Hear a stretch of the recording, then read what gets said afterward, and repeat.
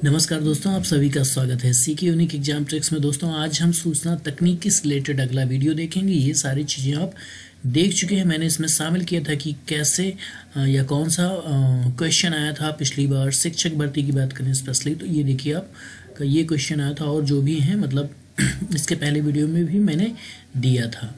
तो आइए शुरू करते हैं टाइम को ज़्यादा वेस्ट ना करते हुए। ठीक है, तो ये चीज़ें आप पढ़ चुके हैं, इनको मैंने दे दिया है। अब हम शुरू करेंगे आज का टॉपिक हमारा यहाँ से। ठीक है, तो यहाँ से आज मैंने क्वेश्चन उठाए हैं और इसमें ज़्यादातर सूचना तकनीकी का मैंने मतलब जो चैप्टर है कवर कर लिया है, थोड़ा बहुत ही बचा होगा, बाकी सब कवर कर लिया है। तो आइए शुरू करते हैं। पहला प्रश्न है, एसबीआई द्वारा हाल ही में शुरू किए गए मोबाइल वॉलेट का नाम क्या है? तो देखिए एसबीआई हम जानते हैं ना, स्टेट बैंक ऑफ इंडिया ने एक वॉलेट जारी किया है, मोबाइल वॉलेट। तो उसका नाम क्या है? तो इसका नाम है एसबीआई बडी। एसबीआई बडी के नाम से ये है। ठीक है, तो आगे हम बढ़ते हैं। भीम ऐप क्या है? देखिए यहाँ पे जैसे एक भीम ऐप क्या है, तो यहाँ पे जो भीम ऐप है इसके विषय में हम बात करें तो ये आपका भारत इंटरफेस फॉर मनी, मतलब इस नाम से भी ये जाना जाता है। भारत सरकार द्वारा विकसित मोबाइल पेमेंट ऐप, ये तो आप जानते हैं कि इससे पेमेंट किया जाता है, भारत सरकार ने इसको डेवलप किया है। फिर उसके बाद है इसमें यूपीआई पर आधारित, तो ये यूपीआई पे आधारित भी है, अर्थात इनमें से ये सभी भीम ऐप से संबंधित जानकारियाँ हैं। iOS किस मोबाइल फ़ोन का ऑपरेटिंग सिस्टम है? देखिए iOS आप देखते हुए जैसे कि आप मोबाइल का ये होता है ना iOS सिस्टम और एंड्रॉयड सिस्टम आप जानते हैं।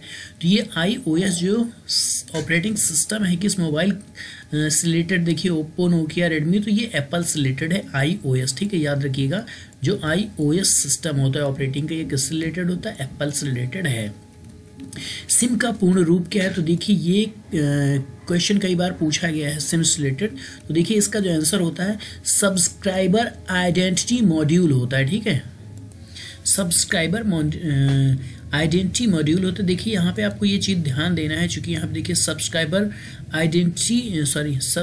आइडेंटिटी मॉड्यूल, तो यहाँ पे आपका सब्सक्राइबर नहीं सब्सक्राइब है। ठीक है, तो ये थोड़ा सा अंतर किया गया, बाकी सारी चीज़ें सेम हैं। तो इस चीज़ को आप ध्यान दीजिएगा, सब्सक्राइबर आइडेंटिटी मॉड्यूल। तो ये कई बार अलग अलग परीक्षाओं में पूछा गया है। फिर ई लर्निंग में ई का मतलब क्या है? तो ई का मतलब होता है इलेक्ट्रॉनिक्स। ठीक है, ई का मतलब इलेक्ट्रॉनिक्स है। फिर इग्नू की स्थापना कब हुई थी? तो इग्नू की स्थापना हुई थी, आप देखिए यहाँ पे इग्नू की स्थापना हुई थी सितंबर 1985 ईस्वी में हुई थी। देखिए इग्नू क्या होता है? अपनी तरीके एक ओपन विश्वविद्यालय होता है। इसमें ज़्यादातर वो लोग पढ़ते हैं जिनके पास रेगुलर क्लास करने का समय नहीं होता, जो जॉब के दौरान भी अपनी पढ़ाई को कंटिन्यू करना चाहते हैं और कोई काम कर रहे हैं उसके दौरान पढ़ाई को कंटिन्यू करना चाहते हैं, तो उनके लिए इग्नू विश्वविद्यालय सबसे बेस्ट होता है। अब देखिए आगे ई शिक्षा से आप क्या समझते हैं? ठीक है, ई शिक्षा से आप क्या समझते हैं? तो देखिए यह शिक्षा समृद्ध लोगों तक सीमित है। तो ई शिक्षा आप जानते हैं ई से रिलेटेड इंटरनेट से ना, तो ये ऐसा तो हो ही नहीं सकता कि सिर्फ समृद्ध लोगों के लिए है। ठीक है, तो अगला है यह शिक्षा आमजन के लिए और इंटरनेट के माध्यम से कोई भी प्राप्त कर सकता है। तो ये आपका सही है, जो ई शिक्षा है उसे कोई भी प्राप्त कर सकता है। ठीक है, ये सब अधिक खर्चीली ये सब तो होगा ही नहीं। आगे महात्मा गांधी अंतर्राष्ट्रीय हिंदी विश्वविद्यालय कहाँ स्थित है? क्या कह रहे हैं? महात्मा गांधी अंतर्राष्ट्रीय विश्वविद्यालय कहाँ स्थित है? हिंदी अंतर्राष्ट्रीय। ठीक है, अंतर्राष्ट्रीय हिंदी, तो ये वर्धा में स्थित है। ठीक है, वर्धा में स्थित है। आगे है पूर्व का ऑक्सफोर्ड किस विद्यालय को कहा जाता है? किसका? पूर्व का ऑक्सफोर्ड विश्वविद्यालय है ना, पूर्व का ऑक्सफोर्ड किस विश्वविद्यालय कहा जाता है?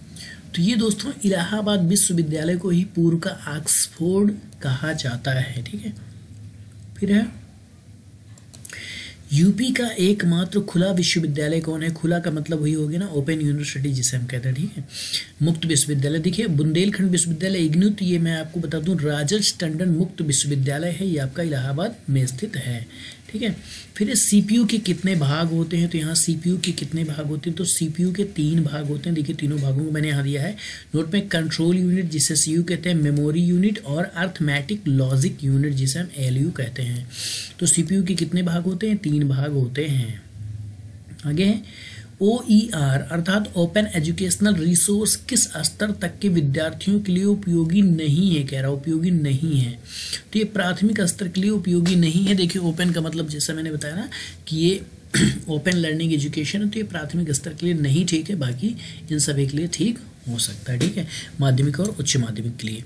उसके बाद देश का प्रथम खुला विश्वविद्यालय कहाँ स्थित है, तो ये स्थित है, तो ये आपका हैदराबाद में स्थित है, ठीक है। कह रहा देश का प्रथम खुला विश्वविद्यालय जिसे मुक्त विश्वविद्यालय कहते हैं। अब देखिए आगे बढ़ते हैं, यहाँ पे नोट में देखिए doctor Bhimrao Ambedkar open university इसका नाम है, देश के पहले मुक्त विश्वविद्यालय, और ये 26 अगस्त 1982 को इसकी स्थापना हुई थी।